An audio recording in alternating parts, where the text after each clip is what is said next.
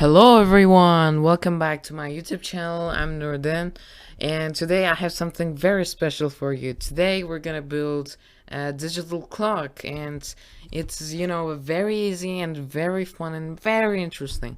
Alright, so we're gonna use HTML, CSS and JavaScript for that. And so first, we'll create a new object with a class name called date, and we're gonna get hours, minutes, and seconds, and remain it as an inner HTML of these h1s. And we also have dark and light mode, so when we click this, it turns dark, and when we re-click this, it turns light. So, and finally, we're gonna upload it to GitHub so that your page was on the internet, and hopefully you're gonna enjoy it. And if you're ready, let's get started with creating a new folder. So I'll say digital-clock, and I'll put it here, and let's open up Visual Studio Code and open our folder as my workspace, and I'll press this file in the upper corner right here, and I'll press open folder. I'm gonna click to my desktop and choose digital clock and select folder, and it's gonna give me a bunch of alerts, unfortunately. Yes. So now we don't have any files inside our documents, and let me quickly delete this shit. Move to recycle bin. So now we have our digital clock folder opened up, and we don't have any files, so we have to create them. We're going to use HTML, CSS, and JavaScript, so let's create them. First, I will say HTML index.html and style.css and script.js. Alright, so now let's go to HTML and let's generate our boilerplate. I'll say digital clock, and let's link our pages, style.css and script source script.js.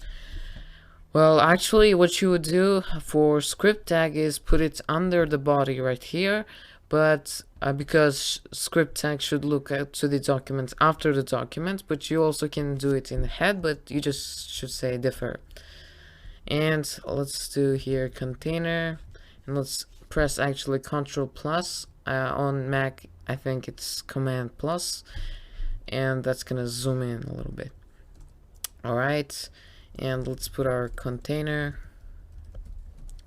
and inside I'm gonna have clock container, and let's generate that clock container, and inside it I'm gonna have 3 h1s and 2 spans. So I'll say h1.num, and with a ID of hours for the first. Well, actually let's multiply it by 3, and here I'll say minutes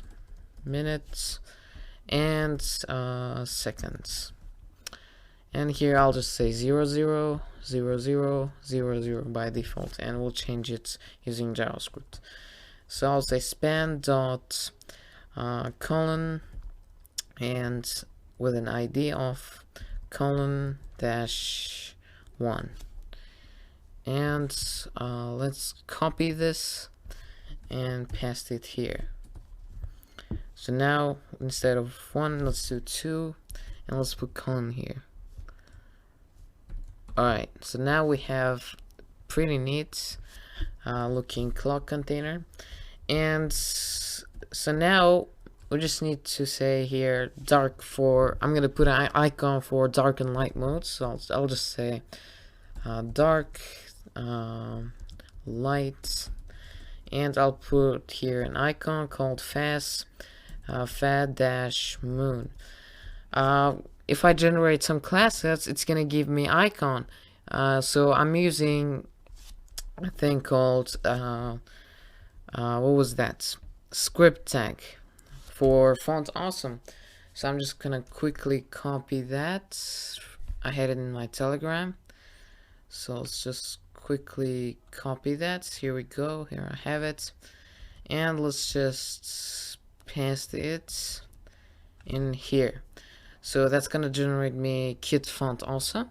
And if I use some classes for my icon, that's gonna give me icons. And here I'm gonna do fat 2x, so that's gonna give me 2x larger icon. And I'll do ID that moon. Alright. Actually, you know what? Not moon, because we're gonna change it to sun sometime in JavaScript. So I'm just gonna say mode. Alright. So now let's open up our HTML document. Let's click save before that. Let's open it up with live server. If you're interested what live server is, you can watch my introduction video on my YouTube. I explained all of the details in there. Be faster, open it faster. Alright, let's reopen it. Open live server. Alright, so now we have moon icon and some H1s and columns. So now let's style it. Before styling, I quickly want to paste font HTML link, pre-connect link, and I'm gonna choose this Urbanist font family. I'm gonna choose that, and I'm gonna choose light 300 because we don't need really bold text because we're doing most of numbers.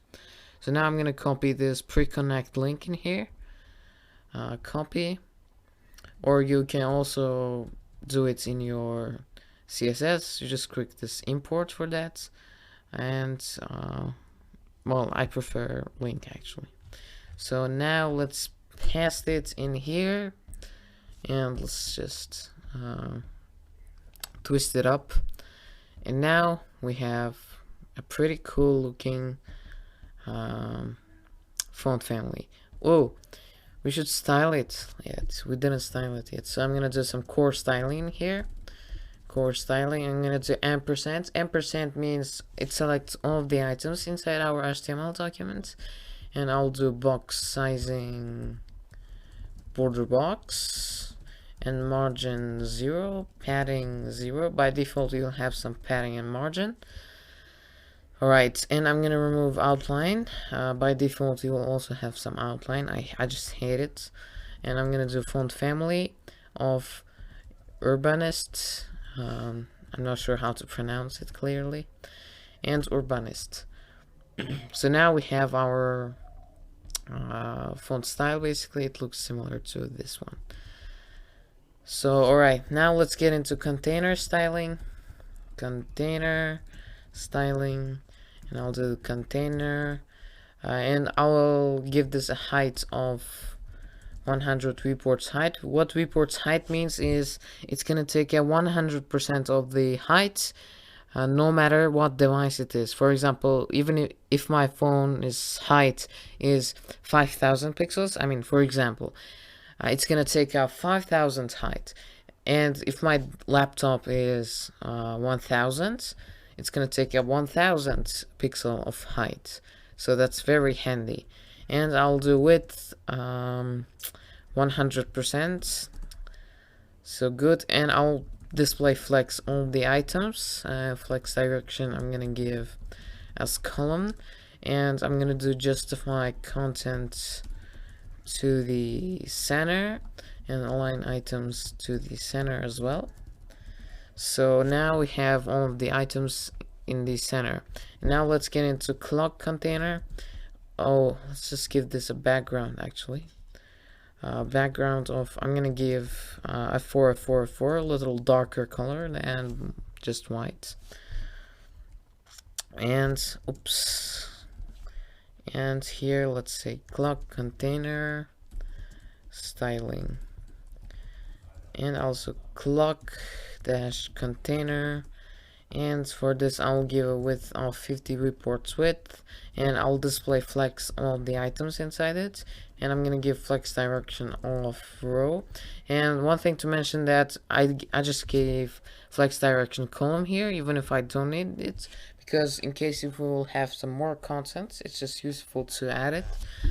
So flex direction row, and I'll do justify content to the space between, and all of the items will have some space between. And I'll do align items to the center, and I'll do I'll give some padding. Definitely I'll do 20 pixels. So alright, and now for this I'll give a background of solid white FFF, and so I think that looks good. So now here we go, and let me just style, actually, you know what, let's give height here of fit content. So it's gonna generate the height by looking to the content inside it. And let's do style of numbers, and for the numbers I'm gonna give width of 140 pixels and height of 140 pixels. So I think that looks nice, and I'll display flex all the items. Flex direction, again, I'm gonna do column even if I don't need it. I'll do justify content to the center, align items to the center, and font size of, I don't know, 100 pixels. So that looks nice. And now let's just give this a background of F444, so that's going to be a background color of our container. So, and let's do a little border radius of 10 pixels, and I'm going to do a border radius here as well.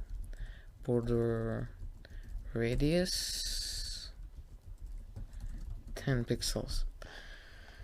So I think that looks nice. And for the clock container, I'm gonna give margin on top and bottom. So on top and bottom I'm gonna give 100 pixels, and on the left and right I'm gonna give 0.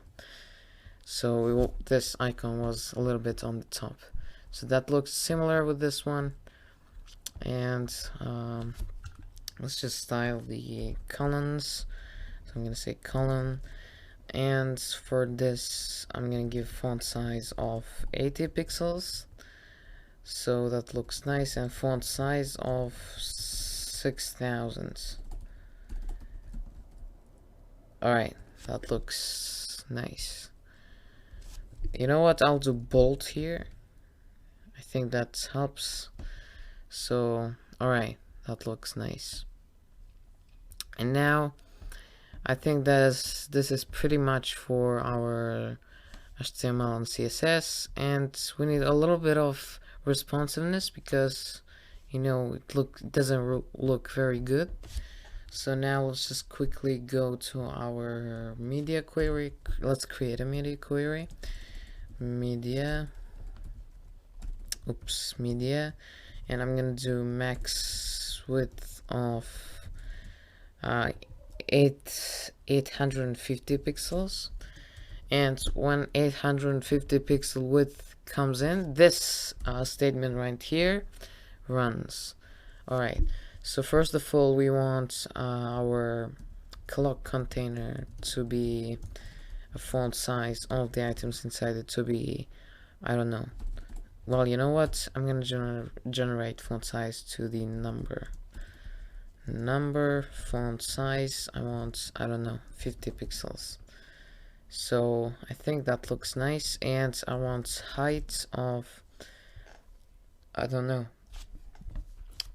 something like 100 pixels or 120 pixels, and a width of 120 pixels as well. So well, actually let's do 100. So alright, I think that looks nice. And for the clock container, I want a little bit more width. I'll do, I don't know, 75 reports width. Alright, I think that looks nice. So now let's get into our JavaScript, and I see in there, oops, icon, we didn't style the icon, so let's quickly do that. That stands before clock container, and let's do light and dark mode styling, and I'll do mode, and I'll give this a padding of 10 pixels and border. And first let me give me a background, and I'll do FFF solid white background. And now it's we need to do it as circle. So for that property we need a border radius of 50%. That's gonna just make a circle. So I think that looks nice, and now let's move on to the JavaScript, and I see you in there. Alright guys, so now we have our HTML, CSS, and JavaScript pretty neat. And one thing, reminder that we should create the dark versions of container, clock container, number, and colon. And I added some styles. I added transition for all styles of 0.3 seconds and easy in out to make it very smooth. And I added the same transition to clock container, to the number, and to colon. And now let's create the dark versions of everything. So first let's say container dash dark, and for this I'm gonna change the background to a hex value of 2429 and I think it was 2D. So alright, and I'm just gonna change the color of clock container, clock dash container, and for this just say dark, and for this I'm gonna give a background of a hex value of 323 84 and 0.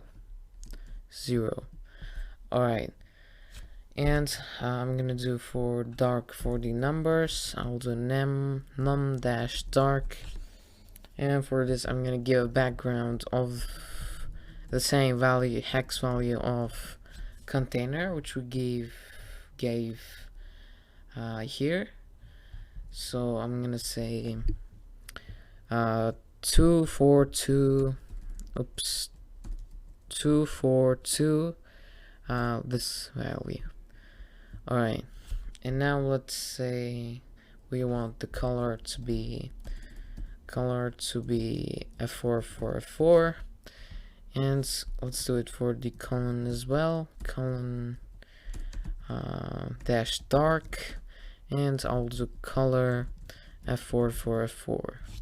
Alright, so now we just need to give it to the mode, and we need to add a style, so we don't add multiple IDs, so I'll just do class, and I'll say mode dash dark, and I'm gonna turn the background to the same value which we give in clock container, which is this one. So it's 323, this value, and I'm going to change the color to F4 for F4. Alright, so now let's click save, and let's go to our script, and first on click of this btn, of this icon basically, we just want to add all of the dark classes to our elements. So now let's go ahead and do that. So we'll just say light and dark mode switches. So, and I'll get my icon, I'll say get element by ID called mode, and on click of this icon, this function runs. Alright, so now on click of this mode, we want to add to this dot class list, we want to remove the class called moon and turn it to sun. Remove a class called how it called fa-moon, and this dot class list dot add a class called fa dash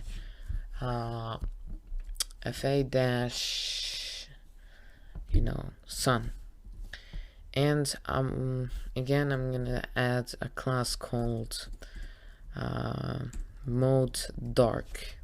Alright, let's check out if it's working. So now when I click this, it's turning, oops, the background didn't turn black. Why? Let's see, background. Why? Why it didn't turn? Mode dark, background. I'm not sure actually. Let's give this an important flag. So now it's working. We just need to give important flag. So now it's working. And next, our step is we want to add it for container dark class add, and I'll get my container get elements by class name called container at position 0. Remember that when you're using classes, you should specify the position because it gives you as an array, because you can use classes multiple times, but IDs you can use only once. So for the container, I'm gonna do class list dot add container dash dark. So let's just see if that works. Yeah, it's working and it's turning very smoothly how we would like to do. And clock container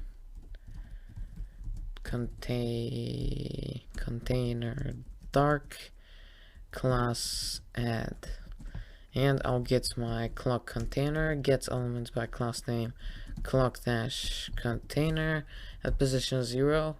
As I said, you should specify the position. Oops, I spelled it wrong. Class list dot add a class called clock dash container dash dark. So now let's check that if it's working. So now it's turning our style. It's adding the class basically. And then we want to add num dark class add. So let me, for this property we need to use for loop, because if you can see here, we have three h1s, so we have to do it for each ones.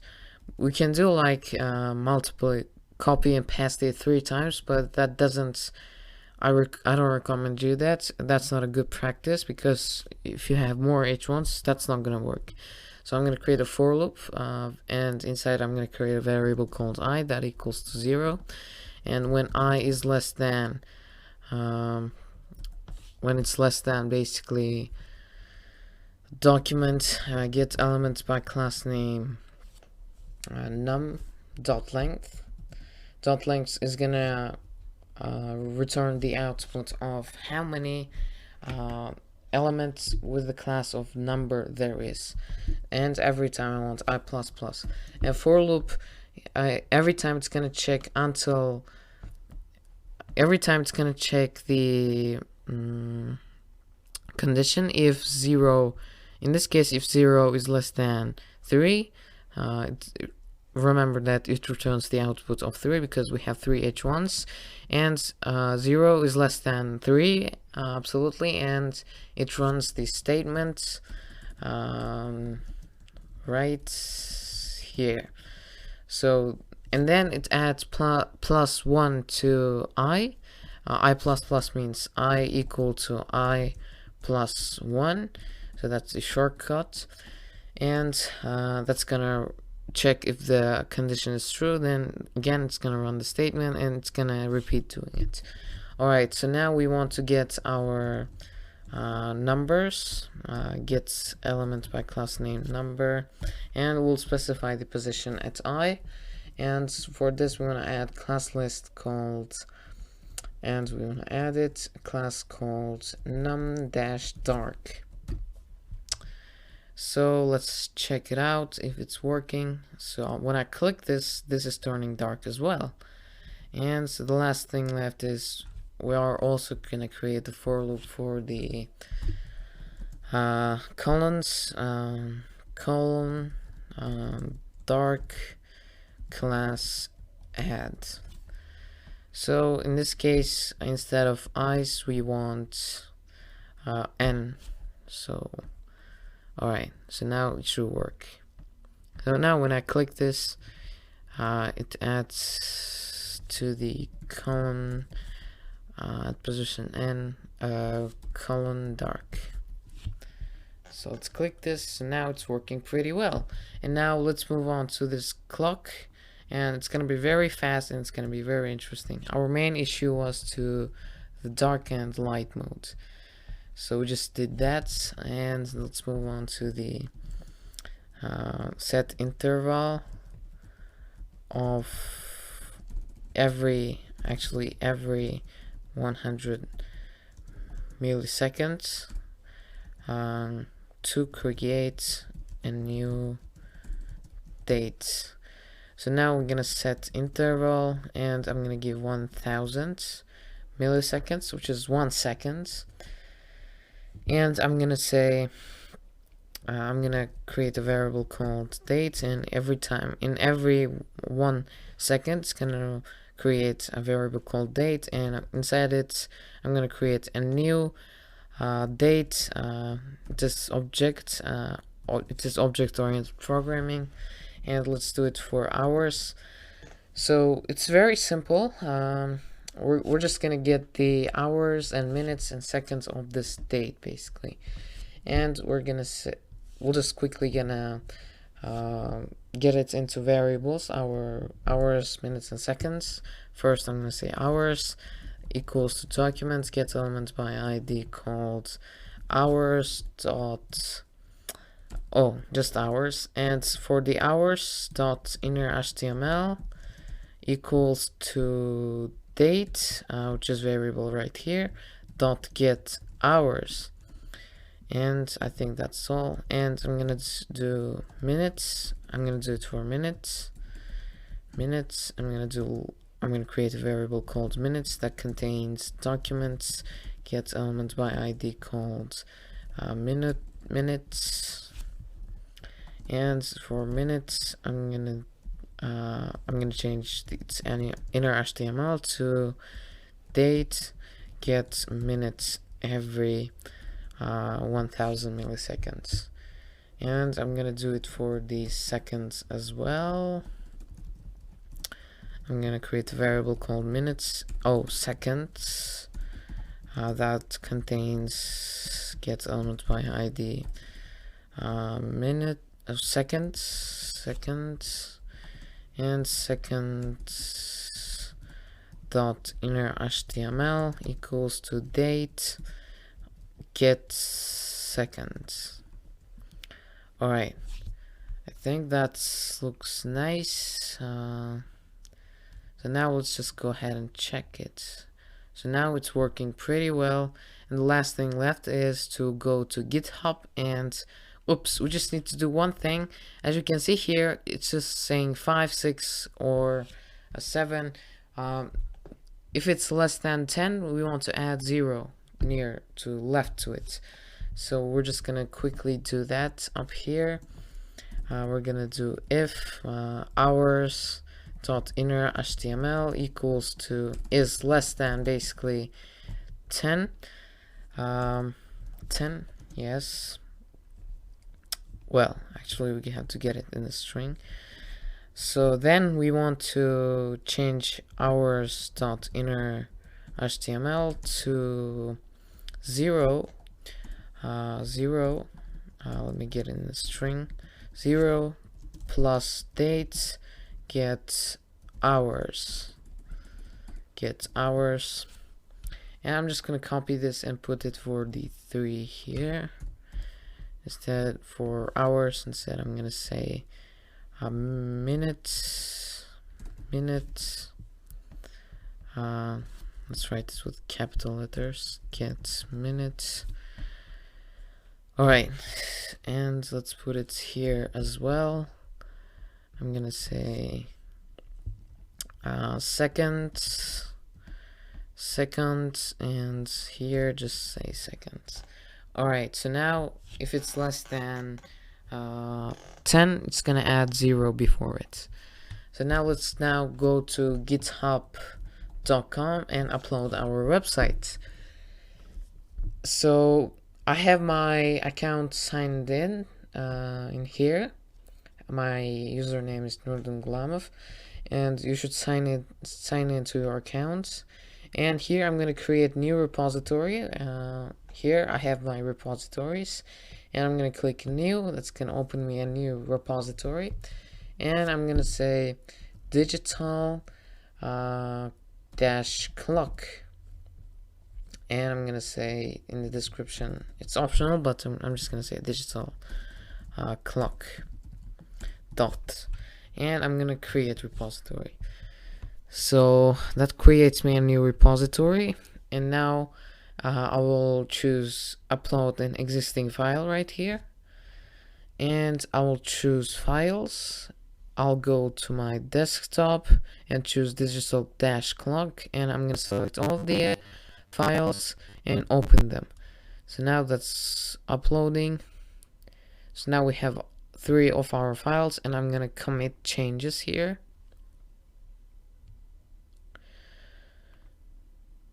So then I'm gonna go to settings all the way to pages, and for the source, I'm just gonna say main. I'm gonna choose main branch and save. Alright, so now we have our website published, and if we click this, you get an error. Why does this error is? Well, at first you get this error, but after about 15 or 20 minutes, it's gonna upload it. I don't know, it's just something happening in GitHub. So I'll show it to you when it's uploaded.